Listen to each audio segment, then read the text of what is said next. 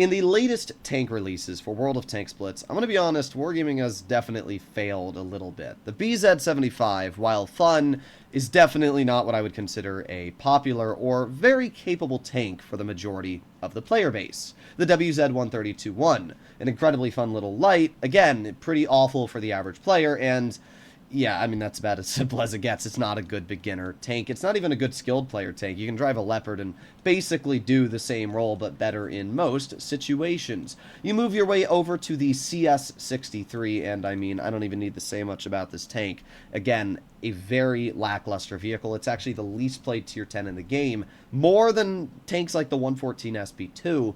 And the VZ-55, while I do like it, is still nothing spectacular. Like, its gun is alright, but it's not super mobile. Its armor is pretty mid on the sides, the lower plate, and the hatch. And because of that, in general, just, you know, drive an IS-7. Like, that's as simple as it is.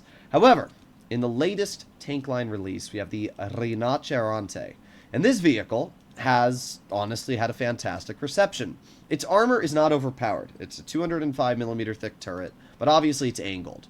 And it's quite good. It's good enough that you're going to get bounces from a lot of shells. Not only does the vehicle feature decent armor, but it's got a fairly accurate gun, and it has 420 damage per shot with a decent injure clip, but nothing overpowered. It's not like the M6 which deals 900 damage in 1.71 seconds. It takes 3.5 seconds, I think, or is it 3 seconds? Either way, it's got a fairly long injure clip to deal the damage it has, but on return, it's got solid DPM. It's got 7 degrees of gun depression, not too much, but also enough to work most ridge lines. And mobility-wise, it's pretty fast, but nothing crazy.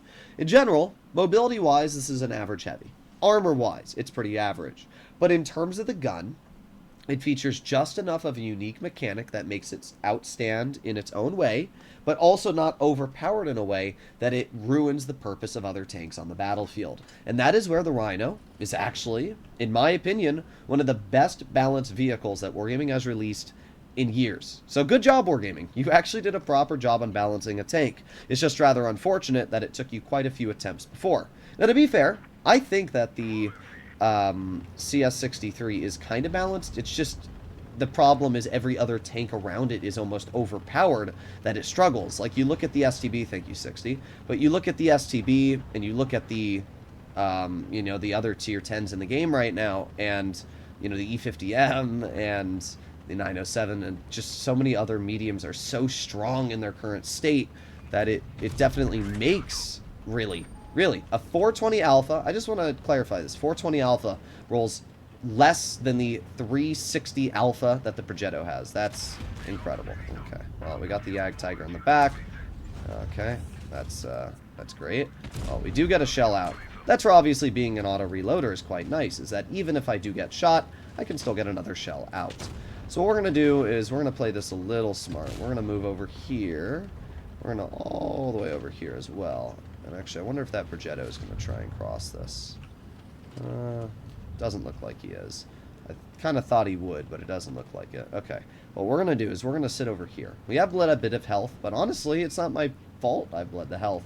I don't know why that Progetto drove out the way he did.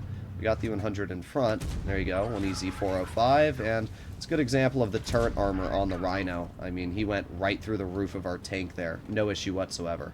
And we did do more damage to him than he did to us, but it's still a good example of where the armor on this vehicle definitely can be rather poor, especially against higher pen heat.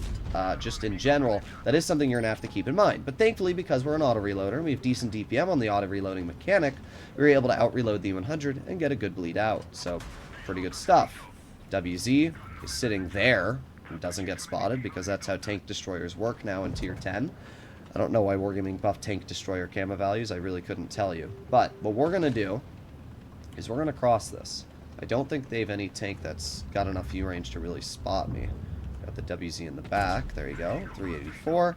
Let's reload again. And, ooh, is he going to turn his tank? No. But we're doing fine so far. And what I'm hoping is that we can just move up like this.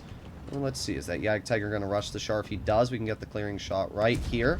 There you go. 418. Pretty good. And looks like that WZ is going to be YOLOing the Char as well.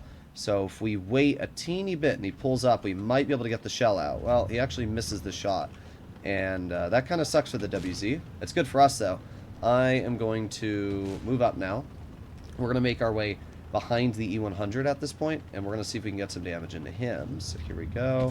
There's one shell into the E100, and 3, 2, 1. 2 shells into the E100, finishing his tank in the process. Let's hope that our 60 TP gets the clear there, and let's reload. We got a couple seconds left. 3, 2, 1. Oh, that works as well. I didn't even know we had a 183, but there you go, pretty solid game. So you can see a good example here of, like, the Rhino, its armor is nothing incredible. The E100 went through us fully hull down, and we got HE'd quite a bit. The Ag Tiger went through us, but we still did 3,500 damage. And that's because the gun on this tank is very nice. It's got good DPM, it's got good accuracy, it's got good alpha, and it allows you to have this really enjoyable experience, even if you are in a tank that's nothing overpowered. In fact, I would say this is, as I said, a really good balanced tank in general.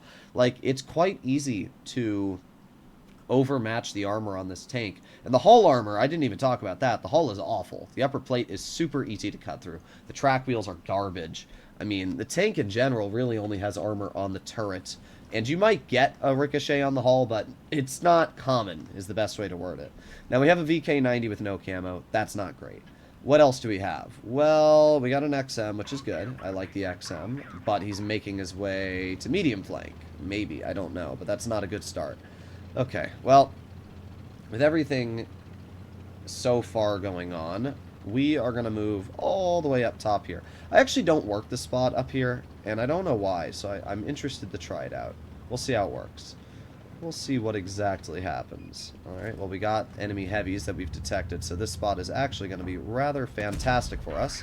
There's one shell into the 114, but realistically, the best target to shoot at is the 183. What's crazy to me is that even though their entire heavy flank has decided to go to the other side of the map, they still have 2 vehicles over here. Really, really weird, actually. Alright, well, we're going to reload, and we'll see if I can get any more out. IS-4 is stuck on that player, so we're going to move up over here. However, we are not spotting anybody in the crossing just yet. Alright, let's see if that IS-4 pokes it again. I mean, they have a YAG as well, so I can't really do much about the YAG. I'd love to shoot him, but we just don't have that opportunity yet. So what we're going to do... Ooh, am I spotted? No, we aren't, actually. Interesting. Really thought I would be. Okay, well, if that's the case, I'm going to drop down and support my XM like this, and we'll see if I can get some damage out. I mean, the XM is in a rather awkward situation where there are vehicles on his side. We're going to aim it on the IS-4. Unfortunate. I don't like that there's tanks on our side. Yeah, the Badger gets shot. Let's just go. Let's go before we have to worry about anything. Bruh, annoying. Alright, let's just move up to the IS-4, because I think that's the best bleeds here. And we'll see if we can get at least one shell out into his tank would make me happy. There's one pen. Yeah, pretty good stuff. Our Badger drives into the open and dies. Looks like the 183 is somewhere in the back there. Okay. That's good news. The bad news is that we don't really have any spots. Well, there's the 183, and I would love to be able to shoot that 183. So let's make our way up here. Let's start aiming it on his tank, and there you go, one easy pen. And let's go for one more. Let's load a gold shell to guarantee the pen, because obviously heat overmatches angled armor. Just like that, this is an easy win. Again, we didn't do too much damage this game. In fact, we're not going to do anything crazy in terms of damage, but we are going to win.